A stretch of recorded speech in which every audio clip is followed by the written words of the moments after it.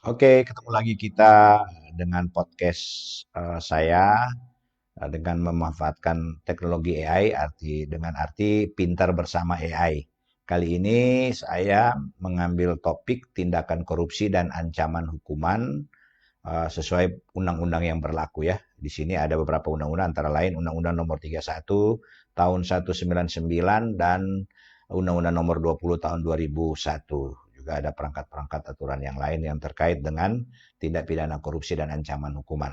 Kenapa saya mengambil topik ini? Karena saat ini ya di Indonesia hampir setiap tahun atau hampir setiap periode presiden selalu ada saja yang terlibat dalam tindak pidana korupsi. Seperti ini sudah menjadi apa ya, jadi momok ya yang sangat ya istilahnya ya apa merugikan negara.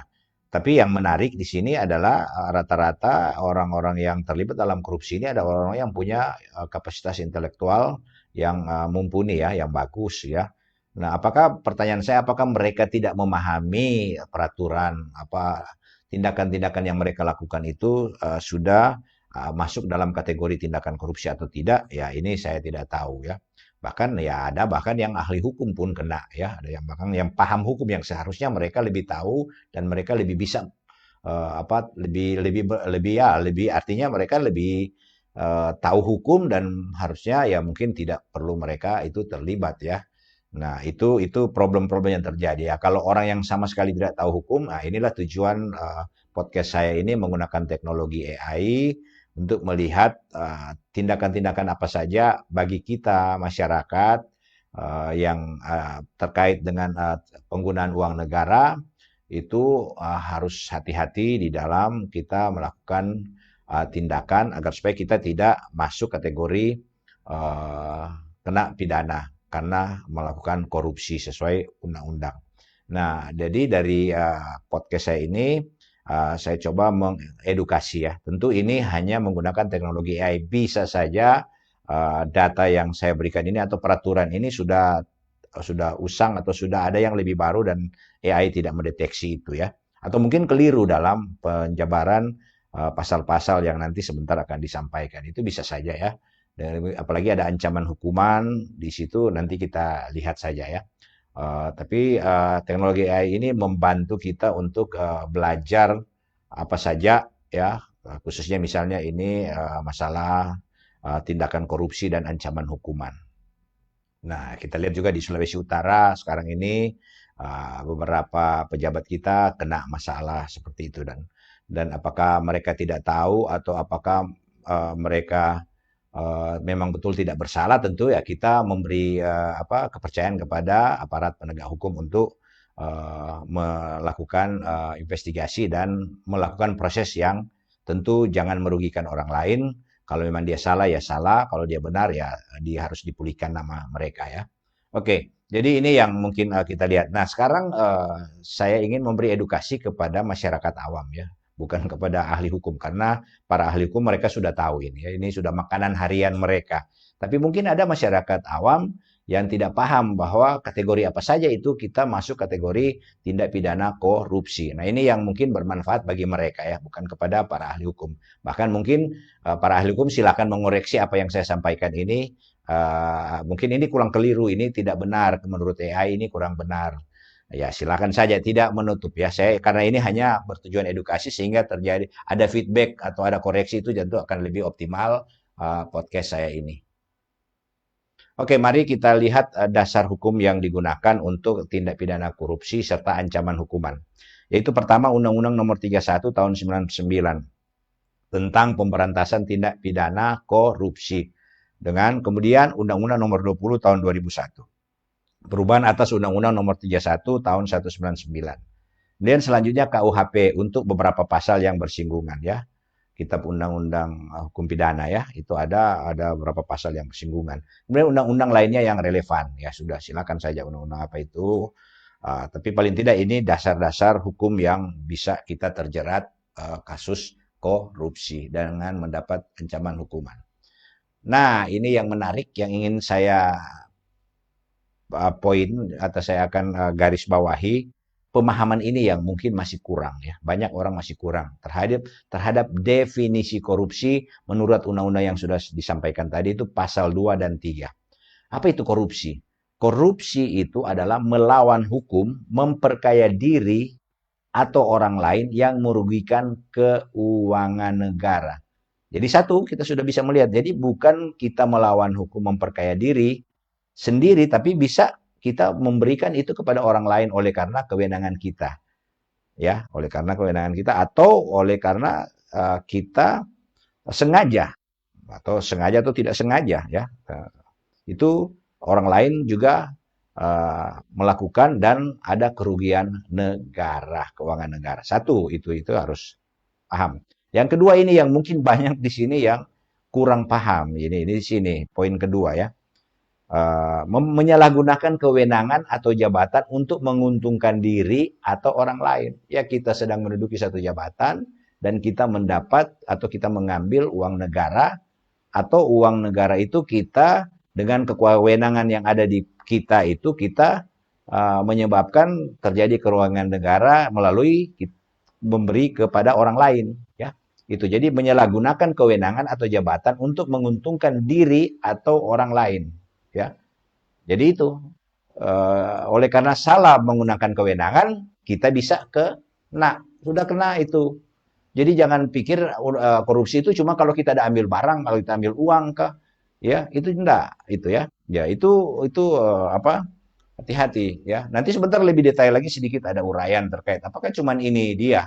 Itu ada di sini ada gratifikasi lah, memberikan hadiah lah dan lain-lain, pemerasan lah itu masuk kategori korupsi ya. Itu hati-hati. Jadi nanti kita lihat sebentar ya. Oke. Jenis tindak pidana korupsi dengan ancamannya ya. Ini pasal 2 merugikan keuangan negara. Jelas, tadi sudah dijelaskan dalam definisi apa itu korupsi ya. Menurut undang-undang di pasal 2 ya. Itu merugikan keuangan negara ya. Terjadi jika dalam posisi tertentu kita ikut terlibat dalam merugikan keuangan negara, maka konsekuensinya kita kena atau terjaring tindak pidana korupsi dengan ancaman hukuman 4 sampai 20 tahun bahkan bisa didenda sampai 1 miliar dari 200 sampai 1 miliar ya. Kemudian pasal 3 menyalahgunakan kewenangan itu yaitu sama kita bisa terancam karena kita jabatan kita menguntungkan diri sendiri atau orang lain itu kita kena. Jadi menyalahgunakan kewenangan aja itu kita sudah kena. Jadi jangan hati-hati saat kita lagi menjabat atau kita diberi tugas tanggung jawab untuk mengelola keuangan negara. Di saat itu kita melakukan penyalahgunaan kewenangan, maka kita bisa terancam hukuman penjara itu 1 sampai 20. Jadi sekitar cukup kan itu ancaman hukumannya bisa sampai 20 tahun penjara ya. Kita belum ada hukuman mati di Indonesia. Presiden Prabowo sudah sudah menyentil bahwa akan ada hukuman mati ya. Ya, saya sendiri dari pendapat pribadi saya tidak memang efek jerah kalau hukuman mati. Cuman dengan sistem yang ada kita harus hati-hati. Kalau mau masuk ke hukuman mati, maka sistem yang ada ini betul-betul harus memang mapan semuanya. Kemudian perangkat-perangkat hukum, perangkat-perangkat penegak hukum juga itu harus sudah benar-benar optimal ya baru. Tapi kalau saya sih lebih cenderung itu memberi hukuman seberat-beratnya. Di sini masih 20 bisa lebih bahkan. Kemudian perampasan aset itu yang lebih dengan pembatasan ada kan tadi sampai dengan membatasi hak-haknya ada ya, tapi mungkin di sini sudah tidak terekspos, tapi tidak apa-apa. Kemudian ketiga, pasal 3 menyalahgunakan kewenangan itu 1 sampai 20 tahun. Pasal 5 itu memberi suap. Itu memberi suap, kita menyuap aparat negara itu bisa kita kena 1 sampai 5 tahun penjara ya dengan denda ya 50 sampai 250 juta. Itu kena. Jadi memberi suap pun kita menyuap menyogok aparatur negara itu apa saja itu kita bisa kena ya. Jadi jangan main-main. Menjanjikan atau memberi suap, menjanjikan saja kita sudah bisa kena ya. Itu bisa dibuktikan di pengadilan, kita bisa kena hukuman penjara ya. Jadi jangan pikir itu cuman mengambil hanya mengambil uang ya, menyalahgunakan jabatan kemudian memberi suap dan itu kena. Kemudian pasal 8 penggelapan jabatan. Nah, penggelapan jabatan juga ini kita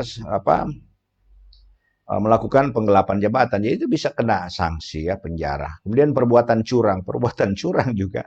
Nah, ini memang detailnya mungkin ya silakan konsultasi dengan ahli hukum. Sebenarnya bisa saya detail minta contoh-contoh apa yang apa penggelapan jabatan dan perbuatan curang itu bisa. Tapi artinya sebagai edukasi menggelapkan jabatan kemudian melakukan perbuatan curang itu kena ya.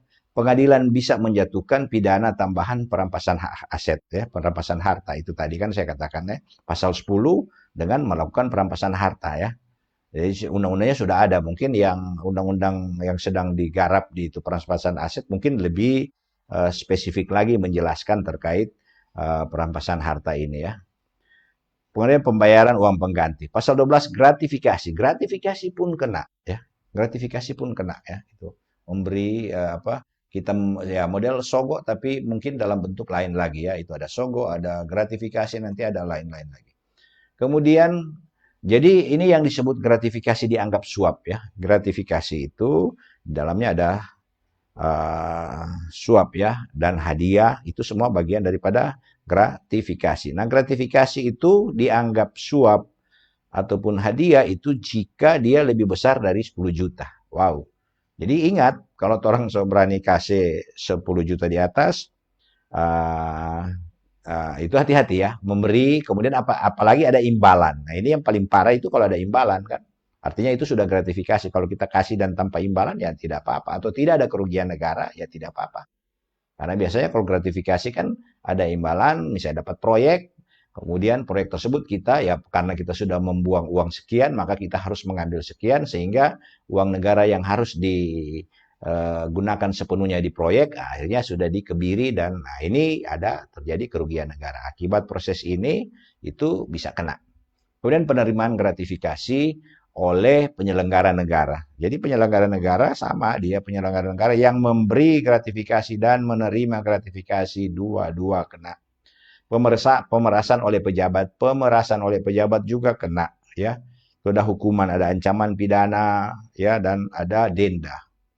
Memberi hadiah sama memberi hadiah kepada pejabat ya itu kena. Jadi semua ini adalah masuk kategori tindak pidana korupsi. Jadi jangan main-main ya, biar kita tidak menerima uang, biar kita tidak gratifikasi, tidak menerima hadiah. Tapi kalau kita menyalahgunakan kewenangan dan menyebabkan kerugian negara dan keuntungan bagi orang lain, kita sudah masuk kategori tindak pidana korupsi. Oke, nah ini lembaga-lembaga penegak hukum. Itu ada KPK, ada Kejaksaan Agung, Kejaksaan Negeri, Kepolisian RI, Pengadilan Tindak Pidana Korupsi. Nah, penutup, jadi korupsi merusak kepercayaan publik dan tatanan negara. Jadi itu ya. Kemudian ancaman hukuman berat menunjukkan keseriusan negara. Jadi negara ini sesuai hukum ya ada sampai maksimal 20 tahun bisa. Kemudian perampasan harta ya. Itu sudah ada walaupun undang-undangnya sedang berproses. Tapi dalam undang-undang yang sekarang ini sudah ada. Mungkin lebih detail di undang-undang yang nanti akan sedang diperjuangkan di DPR. Jadi intinya mari kita bangun budaya anti korupsi mulai dari diri sendiri. Ya, jadi demikian podcast saya ini untuk khususnya para awam ya orang awam yang mungkin kurang paham hukum atau beranggap bahwa ya ini kan saya tidak menerima uang atau lain sebagainya, saya hanya memberi memberi hadiah dan lain sebagainya, padahal di situ ada terjadi kerugian negara. Ya itu semua Anda akan mendapat ancaman tindak pidana korupsi dengan ancaman hukuman kurang lebih sampai 20 dari 1 sampai 20 tahun ya. Pidana ya, pidana artinya bisa masuk penjara, kemudian Anda harus membayar denda ya. Itu semua ancaman-ancaman hukuman dan kategori-kategori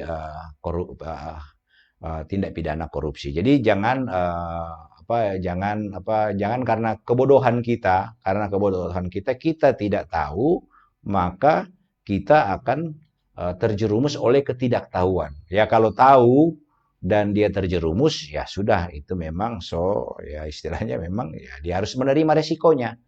Nah, jadi sebagai penutup, mari kita sama-sama mulai dari diri kita sendiri. Kita hati-hati, kita memahami tindakan apa saja yang masuk kategori tindak pidana korupsi sesuai dengan undang-undang yang berlaku.